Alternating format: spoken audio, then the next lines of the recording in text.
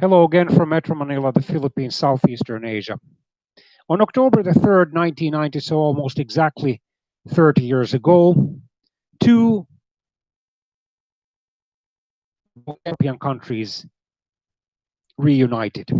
The Federal Republic of Germany, informally known as West Germany, and the German Democratic Republic, informally known as East Germany. Finally, after 45 or 41 years of division, however you wish to count it, from either Germany's final crushing defeat in the European battles of the Second World War or then from their formal establishment, West Germany in May 1949 and East Germany in October 1949 reunited. This, of course, had not happened suddenly. Many millions of Germans on both sides of the divide had never really wanted to accept that for generations to come, the German nation would thus be cut in two parts. Millions of East Germans had over the decades migrated especially to West Germany, but also elsewhere to other Western democracies because they wanted to live in freedom, not under communism. Despite the fact that East Germany, actually for a communist and socialist country, was a relatively prosperous one. No wonder, for example, quite many Polish consumers wanted to buy products in East Germany. No wonder that, for example, East Germany had to then send a portion of its produce to the Soviet Union, especially during the Brezhnev years from 1964 to 1982. East Germany, whose population actually diminished during its 41-year existence from over 19 million to under 17 million. Actually, at the time of the reunification, it was only slightly over or somewhat over 16 million, tried to excel in its so-called scientific sport training, which, as we have found out later, as was the case in many other Eastern Bloc countries, including the Soviet Union, but also in a number of Western democracies, including, for example, the United States, Canada, Britain, France, West Germany, and tragically also, for example, Italy, Norway, and my native land in Northern Europe, Finland. At first, the West German federal chancellors or prime ministers adopted a policy of not recognizing East Germany, which of course was under the Soviet occupation and certainly was not independent in the full sense of the word as an independent country. The so-called Hallstein Doctrine was based on the recognition of only West Germany as the truly legitimate German state, while the East Germany was regarded as an occupied zone, which of course for all practical purposes it was. This began to change in 1969 when Social Democrat Willy Brandt formed a so-called social liberal coalition with the Free Democrats. He became the federal chancellor, and the Free Democrats leader, Mr. Walter Scheel, became the foreign minister, and these two politicians began to draft the so-called Ostpolitik, or Eastern politics, or a new approach to West Germany's foreign policy towards the Eastern European communist countries. Already in the spring of 1970, Federal Chancellor Stoff. Several months later, in December 1970, Brandt visited Poland, signing a friendship treaty with the communist Polish government and paying homage to the victims of the Warsaw Ghetto massacre. In the agreement, West Germany tentatively recognized the Oder-Neisse line as Poland's western frontier, pending, however, still an international peace conference. And then for many years after the two Germanys had been divided, there were road signs which showed the German borders of 1937 with the text, cut in three parts, never. And indeed, the Christian Democratic federal chancellors, especially Konrad Adenauer, who was in office between 1949 and 1963, were careful to appeal to the so-called refugee bloc So the people who had fled East Germany but also had been deported from Poland and Czechoslovakia. The Berlin Wall was one of the most brutal reminders of Germany's division. It ran through that large Central European city from 1969 until its demolition began in 1989. The inner German border also became a very heavily guarded border, and starting in the 1950s, 1960s, it was increasingly difficult to escape through it. It was possible technically, but at a high risk of life or at least wounding or capture. Under Willy Brandt's federal chancellorship, which lasted for 5.5 years from October 1969 until May 1974, the two Germanys finally recognized each other and therefore started to have diplomatic relations. There were cultural and sports exchanges and eventually limited rights to visit, especially family members were granted.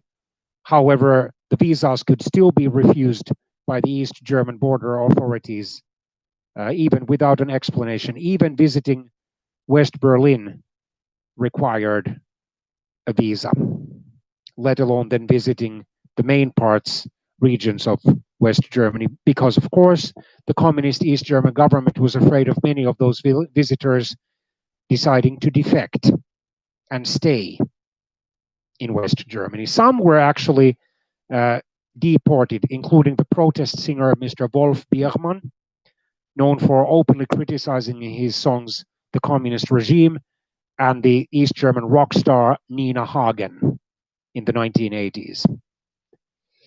In 1987, East Germany's longtime dictator, General Secretary of the Socialist Unity Party, the euphemism for East German Communist Party, Mr. Erich Honecker, made a state visit, so-called working visit, to West Germany and was welcomed by the West German Federal Chancellor Helmut Kohl, virtually as the head of state, which for all practical purposes Honecker was.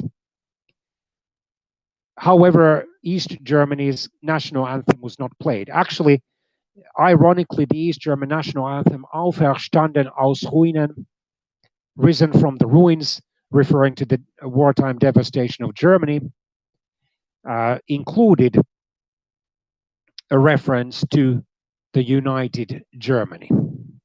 Deutschland einig Vaterland, or Germany United Fatherland.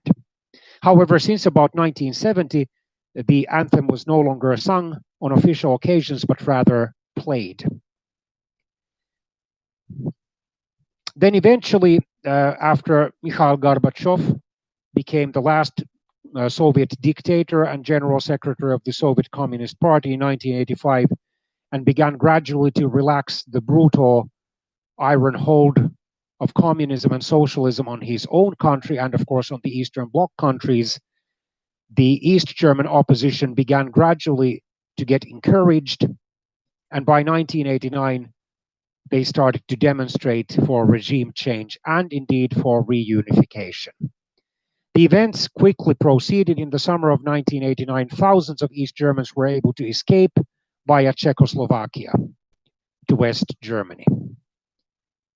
The protests grew, and despite General Secretary Honecker's speech in early October 1989 to commemorate 40 years of East German independence, claiming that socialism had always advanced and had never had to backtrack. During October and early November, these protests grew. And indeed, ironically, on October the 18th, 1989, Honecker, when presiding over the Central Committee's meeting, to his surprise heard Mr. Egon Krenz, one of his so-called friends, anyway, colleagues, propose that he be relieved from his position, in effect, to be fired. Rather than explode in anger at Krenz, let alone calling in the guards and have Krenz arrested, he calmly said, well, let the debate begin. One speaker after another, one member after another of the East German Communist Party Central Committee called for Honecker's dismissal. One sort of official reason was that his health was declining, but the real reason was that he was, as an orthodox Marxist communist, a hindrance to any kind of effective reform in East Germany. For example, East Germany's eastern neighbor Poland had already begun democratic reforms and in June 1989 had held partly free elections, and in August had seen the establishment of the first post-World War II non-communist government. Also, Hungary had started democratic reforms. Czechoslovakia would begin them in November and December 1989. Well, Krentz was elected as Honecker's successor. Even Honecker himself voted in favor of the resolution to fire him because he knew that his support in the Central Committee had collapsed. And then just 3 weeks later, on November the 9th, 1989, Mr. Günther Schabowski, who was the spokesman for the East German government, announced that the border crossings between East and West Berlin would become open. And since he had not been briefed on the precise time, he replied to an Italian journalist's question, as far as I can see, immediately without a delay. And this broadcast, which was aired in much of even East Germany, then made thousands and thousands of East Berliners flock to the border crossing points. At first, the guards were reluctant to let them through, but then eventually they gave up as the night progressed, letting them go to West Berlin with little or no identity check. And East and West Berliners started to shout and sing together. Quite many drank champagne in celebration of the opening of the Berlin Wall. And that night, or anyway that week, the Berlin Wall's demolition began, creating numerous informal border crossings. During 1990, the four occupying powers, still officially occupying the two Germanys, meaning the United States, the Soviet Union, Britain, and France, held negotiations on the terms and the speed of German reunification. One major step forward was taken in July 1990 when a common currency, the German mark, Deutschmark, was adopted in both Germanys. Already in March 1990, democratic parliamentary elections had given the center-right coalition almost half of the votes, and its leader, Lothar de Maizière, had become the first democratically elected and the only democratically elected East German prime minister. Eventually, it was agreed with the approval of the four occupying powers that the two Germanys would reunite on October the 3rd, 1990. Two former West German chancellors, Social Democrats Willy Brandt and his successor Helmut Schmidt, lived to see the reunification. Christian Democrat Helmut Kohl obviously reaped the short-term political benefits. He was called the Unification Chancellor, and just 2 months later, he led his center-right coalition with the Free Democrats to an easy victory in the first truly democratic pan-German parliamentary election since 1932. The price of reunification, however, became big because also Germany plunged into the worldwide recession in the early 1990s, and the former communist East Germany was particularly hard hit, prompting an exodus from many cities, which have since then even kept losing population. Margaret Thatcher, who was effectively dismissed by her party from the position of the British Prime Minister, ironically under 2 months after the German reunification, officially she resigned on November the 28th, 1990, declared at a symposium in 1995 of former leaders of major Western democracies, except that one of them, Helmut Kohl, was actually still in office, that she considered it dangerous to have the two Germanys reunite because the Germans, in her opinion, had this desire to dominate. However, the late French, yeah, well, of course, Thatcher has passed away also back in 2013, but already in 1996, the French president, François Mitterrand, passed away. He was already retired in the fall of 1995 when this discussion was held. I watched it on television, by the way. He said that since there had been free and fair elections in East Germany and the pro unification alliance had won, it was inevitable that the two Germanys would reunite. During the 30 years that have passed since the reunification, there has been a kind of nostalgia or nostalgia for East Germany's so-called golden days. Well, officially there was no unemployment, even though in practice there was. People, because of their open Christian or other religious beliefs, open political beliefs, if they were critical of communism and or socialism, could easily be dismissed from their jobs or then granted demeaning jobs like sweeping the streets, being cleaners, even if they were highly educated. And indeed, in at least one opinion poll, a significant minority of Germans wished that there could still be a wall dividing the two Germanys. So there has been an exodus from several states of the former East Germany, or some, especially Brandenburg, which is on Germany's eastern border with Poland, because of the massive and chronic high unemployment. And unfortunately, extremist movements, both the right and of the left, have gained support in the former East Germany.